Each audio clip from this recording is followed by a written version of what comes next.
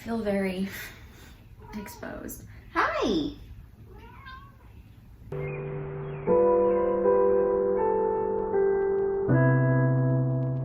Hey guys, what's up? It's Olivia. Welcome back to my channel. This is Molly. She's gonna hang out here apparently while we do this.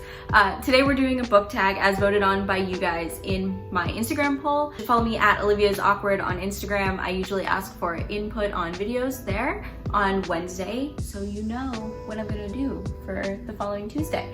So, book tag. This is just called the 20 questions book tag, I believe. What is it called? I found it from paperfury. I'll leave a link down below if you would like to check it out. But this is, yes, the 20 questions book tag. So I'm gonna answer these 20 questions. Also, there's a bunch of new people here. Hi guys, welcome. I know you probably subscribe for Disney content. There will be more of that. It doesn't stop here. But my other passion in life is reading, as you can tell by my rainbow bookshelf. There's also more books that way. And there's a stack of books on my bed that I need to reach for based on these questions. So yes, I hope you enjoy. So let's get started. I'm really excited to do this because it's fun. Also, I'm sitting in my swivel chair, so Lord knows I won't stop moving the entire time. It's visually stimulating. Molly, enough. First question is, how many books are too many in a series? So I think my cutoff is actually that which is Throne of Glass, which has 8 books. That's a lot of books. I know Brandon Sanderson and a couple of the other like big fantasy writers will have like 13 plus, and they're like each divided into certain subsections and like they're all taking place in the same world. But I think my cutoff is 8. And then if you're gonna do like a whole world, my cutoff is probably like 15. So like the Grishaverse currently has 9 books in it, and Leigh Bardugo has said she's done with the Grishaverse 4 now. That's perfect. I feel like if it's any more than that, you spend a lot of time in that world and it just gets a little muddled. So I'm gonna say like 10. 10 will be my cutoff for a series. Like, that's perfect. The only exception is the Series of Unfortunate Events that has 13. Come on. Come on up. Question number 2 is, how do you feel about cliffhangers? I love cliffhangers. I think that they keep you on your toes, especially for a series. It's one thing if it's meant to be standalone and there's like an unclear, actually no, unclear endings are the best. That's how I feel about them. Oh, unclear endings and cliffhangers, they're meant for interpretation, they're good for speculation, they keep you excited, they keep your brain active. I'm all for a good cliffhanger. Question number 3, hardcover or paperback? I personally prefer a hardcover. I think they look better. They're a lot easier to display than a paperback. Paperbacks tend to not be so sturdy, so I need bookends for like this shelf because it's open, and if I put paperbacks right here, they fall over. But that doesn't mean that, you know, paperbacks can't be beautiful. Like Casey McQuiston's Red, White, and Royal Blue, I think is a beautiful cover. I think that Valley of the Dolls with the black and white polka dot, or the black and pink polka dots, I can't speak, is beautiful. So yeah, I like both, but I certainly am more apt to buy a hardcover book. However, in terms of cost effectiveness, paperback is definitely the way to go. Question number 4 is your favorite book. I'm pretty sure the people who have been following me for a really long time, they're so sick and tired of me talking about this book, and I'm gonna say it again, and then I'm gonna give you another option for my favorite book. So I'll give you my top 3. So we have The Night Circus by Erin Morgenstern. I love this book. It's just beautiful. Like, people have knocked it for having really flowery writing. That's actually what I like about it. It's very immersive the way Erin Morgenstern writes, so I really like this one. What else? Another favorite of mine has been Fable. I love pirates so much, and it's really nice to have a female lead as the pirate. The whole story is about Fable. I loved it. And then I'll give you a third option that I haven't really spoken about much. Let's do... I read a lot of good books this year, so I'm kind of trying to pick one that I've recently read. We'll do Red, White, and Royal Blue again. This one has been my top. I keep talking about it. There's a reason why the internet freaked out about it, and it's because it's great. It's so lighthearted and fun and funny and witty and hopeful and uplifting. I have a whole video about it. You can click the eye up top and it will take you right to my review. My least favorite book. I'm gonna go off of books that I did not DNF, books I read the whole thing, and the answer is How to Do Nothing, Resisting the Attention Economy. This was a total letdown.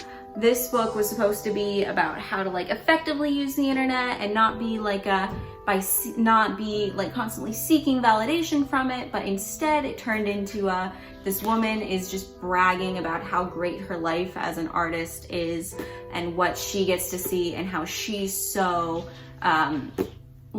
she's so woke, and like it just wasn't for me.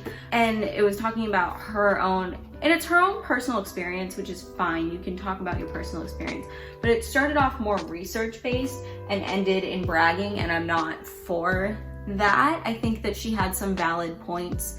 The author is Jenny Odell, so that's how I feel about it. It just wasn't for me. Maybe someone else will get something out of it, but I felt kind of let down by it. That's all I'll say.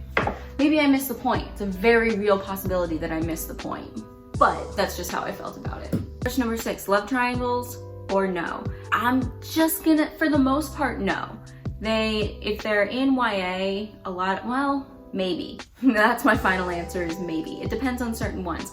So like, I think A Court of Mist and Fury does a really good job with the love triangle, and the fact that it's a love triangle because the old love interest is still very much in love with the main character, but the new love interest and kind of shows that she wasn't in a good or healthy relationship, and if it's used to juxtapose stuff like that, it's great.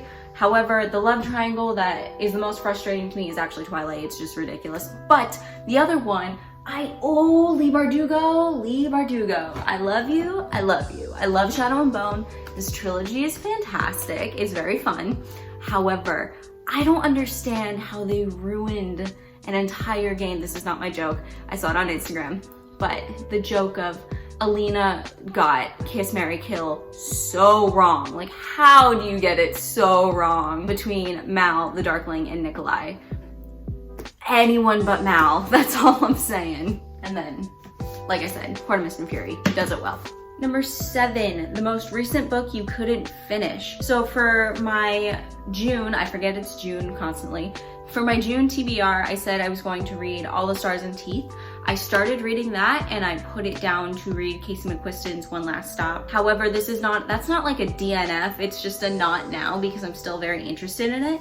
I have a drawer of DNF books down here because I've yet to bring them to a thrift store. But the most recent one I DNF'd is 1,000 Doors of January. People love this book and I just really don't like the writing style. I think that the author had some good points to make because it takes place in a museum. And the author has great points to make about colonialism and all of, or colonization. What's the right word for that? I don't have time to look it up, but going in and taking someone else's culture and all of that. Good points to make about it. I really hated the way this book was written. It breaks the fourth wall and in not a clever way, in a way that's really distracting from what is actually happening and being said, because it's written like the main character is writing, so you're reading her thoughts as she writes her story. So it'll be so the main character will cut mid-sentence and be like, that should be capitalized. And I'm like, what am I reading? It just didn't make any sense to me. So that's how I feel about it. Unfortunately, I think it could have been good, but it just didn't do it for me. A book you are currently reading, Casey McQuiston, One Last Stop. I love their books so much, so much. They are just the happiest stories ever. They're silly and fun and fluffy, and there's just so much love and wit and humor, and I can't rant and rave enough about Casey McQuiston and the amazing, they put out 2 books and they're both phenomenal, and I'm not even more than halfway done with this one and I'm like, yeah, this is gonna get 5 stars. Unless something really dumb happens, I can't see it getting bad at all. Oldest book you read to publication date. So I had to look this up before I started filming, and the answer is right here. It's Pride and Prejudice, Jane Austen. I thought it might have been The Scarlet Letter, but this one came out in 1813, and the newest book I've read by publication date, One Last Stop, Casey McQuiston, June 1st, 2021. That's the newest. It is June 9th, if I'm not mistaken. Yes, it is. June 9th. But I'll give you another new release. I have a lot of new releases on my shelves because that's just what I've been feeling like reading. The last one was People We Meet on Vacation by Emily Henry. This one came out in mid-May, if I'm not mistaken. Not my favorite, prefer Beach Read, not gonna lie. I've talked about this quite a bit on my social media and how I thought it was okay, I didn't think it was great. I didn't think it was bad, I just didn't think it was great. Beach Read, however, by the same author, fantastic, which is right here. Definitely pick this one up. Favorite author, so I don't actually have a favorite author. I've been reading, it sounds like I like Casey McQuiston. There's only 2 books, so I can't quite be like that one. 13, buying or borrowing books. While I believe that a public library is a very underutilized resource and we should be funding them and going to them as often as possible, for myself, I really enjoy buying my books. I enjoy going to used bookstores. Like, I don't mind buying used books, but I prefer to purchase them so I can keep them on my shelf. But yeah, I would rather go to a used bookstore, I think, than go to a library. It's not the like them being used issue, obviously, in the library. It's the inability to keep them and purchase them if you like them.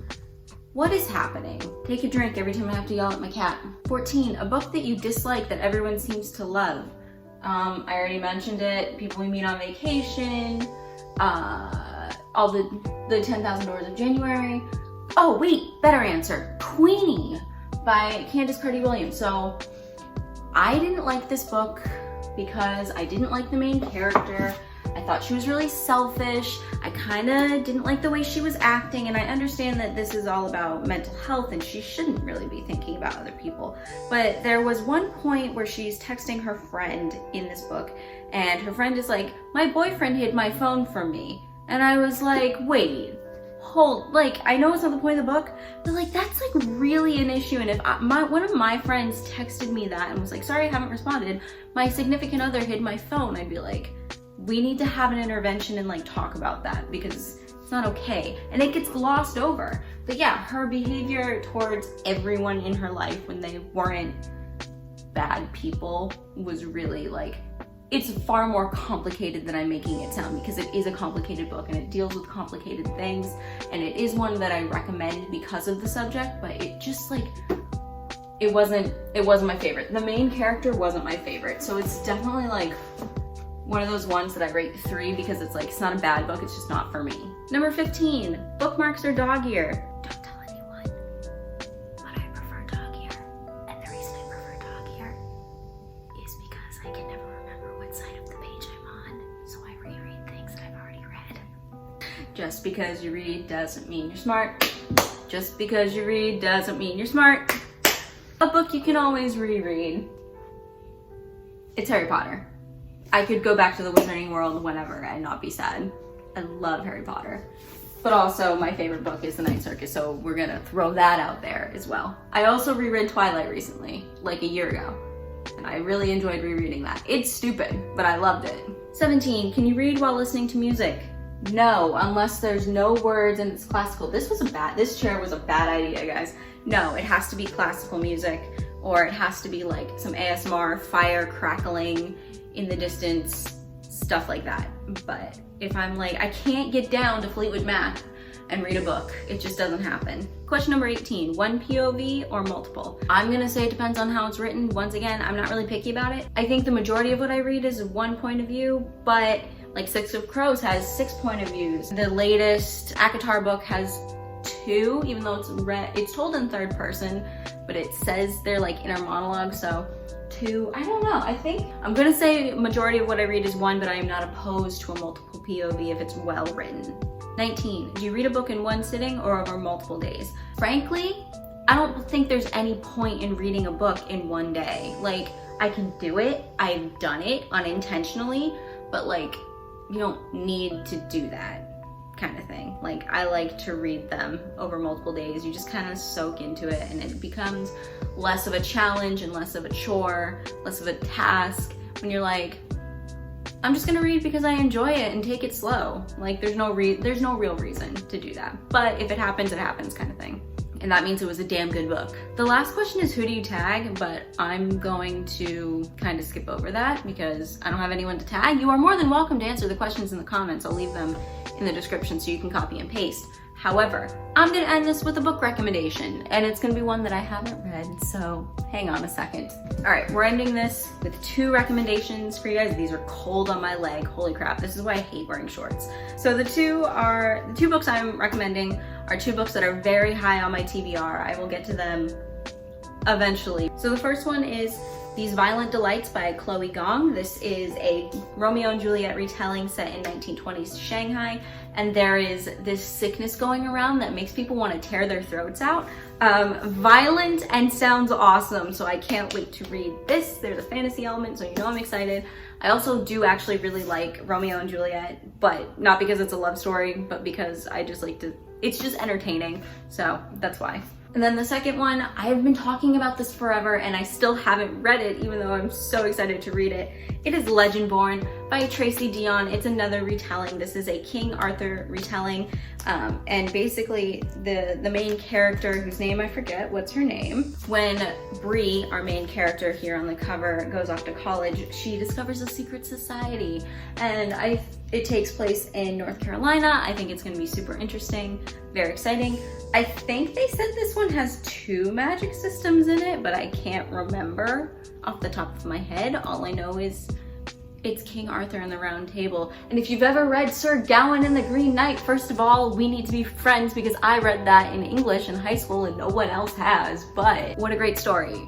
King Arthur stories are some of my favorites, so yes, that's what I'm going to leave you with on this fine day. And that, my friends, is the 20 questions book tag. Thank you for voting on this in my Instagram. It was very fun to do. I was actually gonna make a video about new adult versus young adult, and I guess we didn't want to talk about the complexities of genre, but we'll get into it later. Thank you guys for watching. Please follow me on Instagram. I also make TikToks. Links are in the description. I'm sure also I've got the name of my my username somewhere around the screen. And yeah, subscribe to my channel, leave a comment, thumbs up, all those fun internet-y things, and I will see you guys next Tuesday. Bye!